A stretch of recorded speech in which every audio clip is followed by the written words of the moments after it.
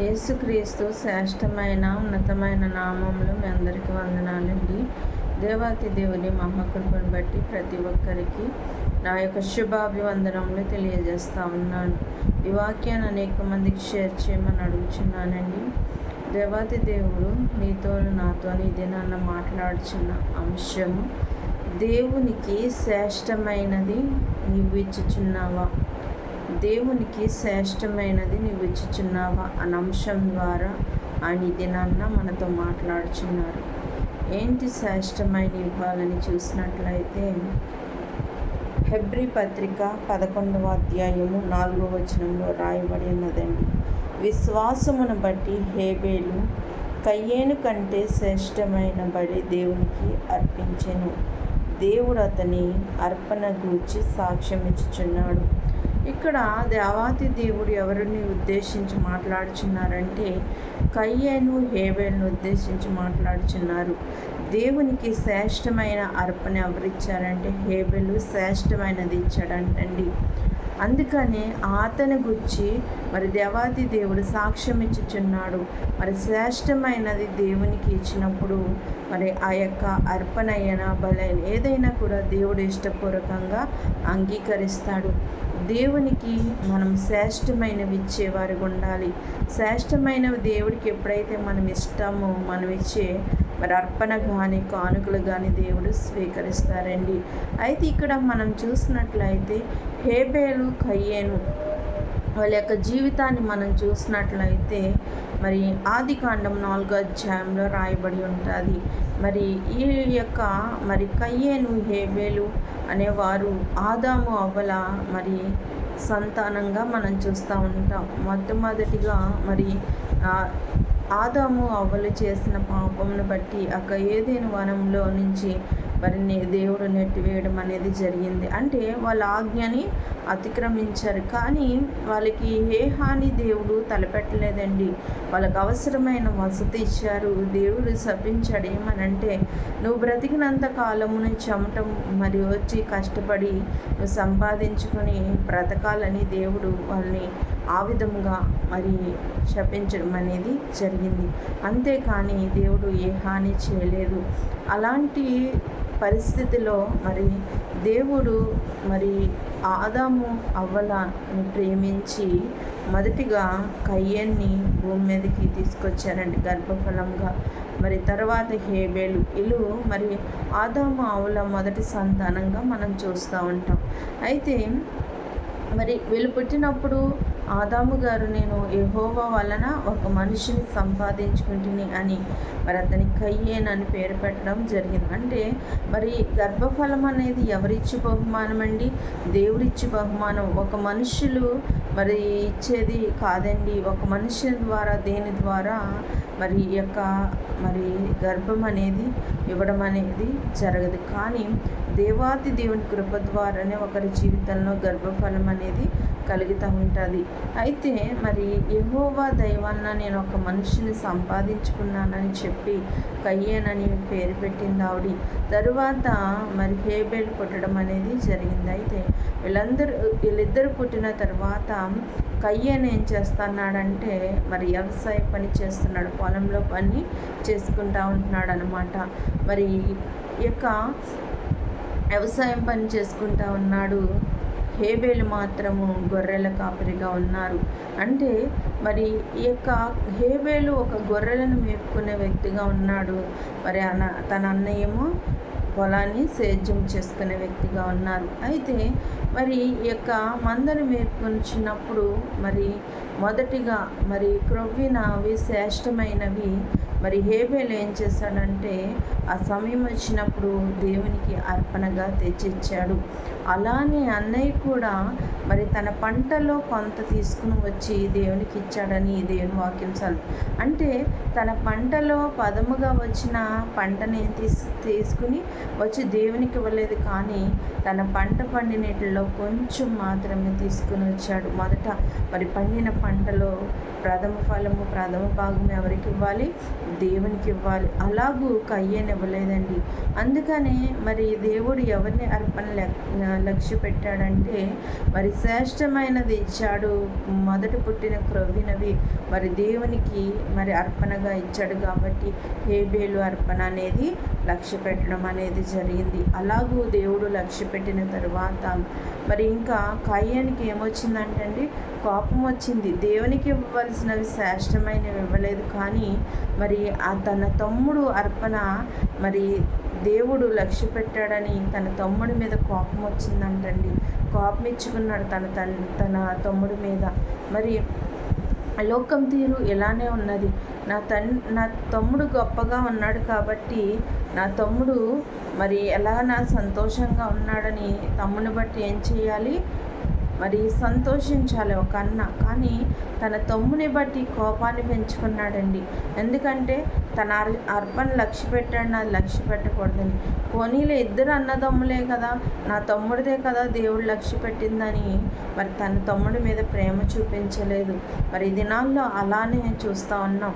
మరి తోబుట్టుల మీద అసూయతోనూ కోపంతోనూ మరి లేనిపోని మాటలు చెప్పి కన్నవారి మధ్య కలహాలు పెట్టేవారు చాలామంది మనం చూస్తూ ఉన్నామండి. అది దేవునికి ఇష్టమైనది కాదు. మొదటగా మరి బాగానే అనిపిస్తుంది, కానీ దేవుడు విడిచిపెట్టాడండి. ఇక్కడ కయ్యేన్ను విడిచిపెట్టలేదు కదా దేవుడు. మరి తను చేసిన మరి దానికి తన శిక్ష అనుభవిస్తాడని దేవుడు శపించాడు. అంటే శాపాన్ని పొందుకున్నాడు. మరి ఒక ఉన్నతమైన స్థితిలోకి దిగజారిపోయాడు అతడు. మరి ఒక ఉన్నతమైన స్థితిలో ఏమన్నా నిలబెట్టాడండి దేవుడు? ఉన్నతమైన స్థితిలో తను లేడు. ఎలాగూ దిగజారిపోయాడంటే పనికిరాని వ్యక్తిగా దిగజారిపోయాడు. మరి అలాంటి పరిస్థితుల్లో మరి మనము దేవుని యందు ఏ విధమైన భక్తి జీవితాన్ని కలిగిన ఒక్కసారి ఆలోచించాలండి. తన తమ్ముడి మీద ప్రేమ చూపించినట్లయితే తన తమ్ముడు మరి సజీవంగా ఉండును. మరి తను కూడా దేవుడు మరి ఏదో దినాన్న ప్రేమించును. కానీ ఎందుకైతే తన తమ్ముడు అర్పణ దేవుడు లక్ష్య పెట్టాడనే కోపంతో తన తమ్ముడిని చంపేశాడు. ఒక హంతకుడిగా మారిపోయాడు. కాబట్టి మరి దేవాది దేవుడు తన అన్నయ్య దగ్గరికి వచ్చి, నీ తమ్ముడు ఎక్కడున్నాడంటే, నేనేమన్నా నా తమ్ముడికి నేను కాపలా కాస్తున్నానని దేవునికి ఎదురు సమాధానం చెప్పాడు. అప్పుడు దేవాది దేవుడు అన్నాడు, నీ తమ్ముని స్వరము నేల నుండి నాకు మొరపెడుతుంది, ఎందుకు నువ్వు చంపావు? అయితే నువ్వు బతికినంత కాలము దేశదిమ్మరవై ఉందు అని దేవుడు శపించాడండి. మరి భ్రష్టత్వంలోనికి వెళ్ళిపోయాడు. అలాంటి స్థితిలో మనం జీవిస్తున్నామేమో. మనం మన తోబుట్టువులను ద్వేషిస్తూ మరి వాళ్ళ మీద అసూయతోనూ ద్వేషంతోనూ మరి లేనిపోని మాటలు చెప్పి మనం వారిని మరి కుటుంబానికి దూరం చేసేవారుగా మనం బ్రతుకుచున్నామేమో. అలాంటి బ్రతికినట్లయితే ఆ బ్రతుకుని విడిచిపెట్టి మనము ఎలాగూ జీవించాలండి? హేబేలు వలె జీవించాలి. హేబేలు శ్రేష్టమైన దేవునికి ఇచ్చాడు కాబట్టి ఈ దినాన్న సాక్ష్యాన్ని పొందుకుంటున్నారు. ఎవరితో సాక్ష్యం దేవుని చేతే సాక్ష్యం పొందుకుంటున్నాడు. తన లోకంలో లేడు, తన అన్న చంపేశాడు, కానీ తన సాక్ష్యం మాత్రము నిలబడిందండి. అలాగూ మనం జీవించాలి. మనము తోబుట్టుల మీద కానీ సహోదరుల మీద ఎవరి మీద ద్వేషం పెంచుకోకూడదండి, కోపం పెంచుకోకూడదు. తన కోపమే తన శత్రువు అని దేవుని వాక్యం సెలవిస్తుంది. మరి మన కోపంతో చేసే పనులు మనకే శాపాన్ని తీసుకొస్తాయి, మనకే అనేకమైన హాని కలిగిస్తూ ఉంటాయి. మొదట బాగానే ఉంటుంది, కానీ తర్వాత మన స్థితి ఏ విధంగా దిగజారిపోతుందో. ఆదరించే దిక్కు లేక మరి ఒక అవసరత వచ్చిందంటే అవసరానికి సపోర్ట్ చేసే మనుషులు లేక మరి ఎంతగానో ఇబ్బందులు పడుతూ ఉంటారు. మనం దేవునికి ఇచ్చినప్పుడు శ్రేష్టమైనది మనం ఇచ్చేవారిగా ఉండాలి. మరి కయ్యేను శ్రేష్టమైనది ఇవ్వకపోగా మరి తన తమ్ముడి మీద కోపం పెంచుకొని తను చంపేశాడు. కానీ తన తమ్ముడైన హేబేలు మాత్రం దేవునికి శ్రేష్టమైనది ఇచ్చాడు కాబట్టి దేవుని చేత సాక్ష్యాన్ని పొందుకున్నాడు. చాలామందిని మనం చూస్తూ ఉంటాం. మనం ప్రతిదీ దేవునికి శ్రేష్టమైనది ఇవ్వాలండి. దేవుని సన్నిధానానికి ఎట్టుకెళ్ళిన ఏదైనాను కూడా మనం శ్రేష్టమైనది ఇచ్చేవారికి ఉండాలి. ఏదైనా ఒక చెట్టు ఫలం కానివ్వండి, మరియు పంటలో భాగం కానివ్వండి, దశం భాగం కానీ ఏదైనా కూడా దేవునికి శ్రేష్టమైనదిగా మనం ఇచ్చేవారు ఉండాలి. చాలామందిని మనం చూస్తూ ఉంటాం. దేవుని సన్నిధానంలో మరి పనికిరాని కాగితాలు వేస్తూ ఉంటున్నారండి. అది చాలా దేవునికి అవమానకరం. మనకే పని చేయనివి దేవునికి ఏం పని చేస్తాయండి? దేవునికి మనం శ్రేష్టమైనది ఇవ్వాలని దేవుని వాక్యం సెలవిస్తూ ఉంటే మరి పనికిరాని కాగితాలు, చిరిగిపోయిన కాగితాలు, మరి అలాంటి డబ్బులు చాలామంది అక్కడ కానుకల్లో వేస్తూ ఉంటున్నారండి. అది దేవునికి చాలా అవమానకరం. నిజంగా నీ దగ్గర వేయడానికి మరి కానుక లేనప్పుడు నువ్వు వేయడం మానే, కానీ అలాంటి చిరిగిపోయినవి మరి నలిగిపోయినవి దేవుని సన్నిధానంలో మనం వేయకూడదండి. అది దేవునికి ఎంత మాత్రం ఇష్టము కాదు. దానివల్ల మనము శాపం తెచ్చుకుంటాం. ఎందుకంటే దేవునికి శ్రేష్టమైనది ఇవ్వాలని దేవుని వాక్యము మరి సెలవిస్తుంది. మరి హేబేలు దేవునికి శ్రేష్టమైనది ఇచ్చాడు కాబట్టి దేవుడు అతని అర్పణ లక్ష్య పెట్టాడు. అలానే మనము కూడా దేవునికి ఇచ్చే కానుకైనా మరేదైనా కూడా దేవునికి శ్రేష్టమైనది ఇచ్చినప్పుడే ఆయన అంగీకరిస్తాడు. మరి అలాంటి శ్రేష్టమైన దేవుని సన్నిధానం మనం ఇచ్చేవారికి ఉండాలి. నువ్వెందుకు వేయలేదు అని దేవుడు చూడండి. మరి ఆ దినాల్లో మరి ఒక పేద విధవరాలు కానుకలు వేసినప్పుడు దేవుడు చూశాడు కదండి. మరి ధనవంతులు కూడా సమృద్ధిగా వేస్తున్నారు. పేద విధవరాలు తన దగ్గర ఉన్న 2 కాసులే మరి ఆ కానుకల పెట్టెలు వేసినప్పుడు దేవుడు చూశాడు కదండి. చూసి ఏం చేశాడు? అందరికంటే ఈమె ఎక్కువ వేసిందని దేవుడు ఆమె గురించి సాక్ష్యం చెప్తున్నాడు. అలానే మనకు కూడా ఒక సాక్ష్యం ఉంటుంది. ఆ సాక్ష్యం దేవుని చేత మనము చెప్పించుకునే వారికి ఉండాలంటే మనము దేవుని ఎదుట ఎలా ఉండాలండి? యథార్థవంతులుగా ఉండాలి. మరి మనము శ్రేష్టమైనది దేవునికి ఇచ్చేవారికి ఉండాలి. మన సహోదరుల పట్ల కానీ ఎవరి పట్ల కానీ ఎటువంటి కోపము ద్వేషము పెంచుకోకుండా ఉండాలి. ఎందుకంటే ఆ కోపం వలన ఏం చేశాడండి? తన తమ్ముడిని చంపేశాడు, కయ్యేను. అలాంటి జీవితాన్ని మనం జీవిస్తే మరి ఆ కయ్యేను వంటి జీవితమే మనకి వస్తుంది.